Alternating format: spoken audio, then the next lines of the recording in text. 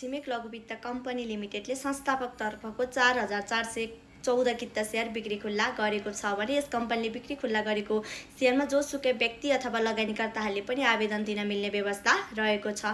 यस कम्पनीले प्रति किता सेयरको प्राइस 475 रुपियाँ तोकेको छ भने यस कम्पनीले निष्कासन गरेको सेयरमा तपाईहरूले विभिन्न ब्याङ्क तथा वित्तीय संस्थामा गएर अथवा अनलाइन थ्रु आवेदन दिन सक्नुहुन्न। यदि कोही लगानीकर्ताहरूले यस कम्पनीले निष्कासन गरेको सेयरमा आवेदन दिन चाहनुहुन्छ भने तपाईहरूले छिमेक लघु वित्त कम्पनीको क्यापिटल काठमाडौँ मध्य बानेश्वरमा गएर आवेदन दिन सक्नुहुन्छ।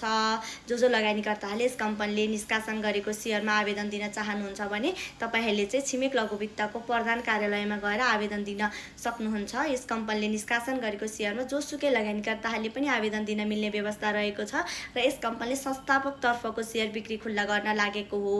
4414 किता सेयर चाहिँ यस कम्पनीले संस्थापक तर्फको सेयर बिक्री खुल्ला गर्न लागेको हो र जो लगानीकर्ताहरूले आवेदन दिन चाहनुहुन्छ छिमेक लघु वित्तको क्यापिटलमा गएर यस कम्पनीले निष्कासन गरेको सेयरमा आवेदन दिन सक्नुहुन्छ।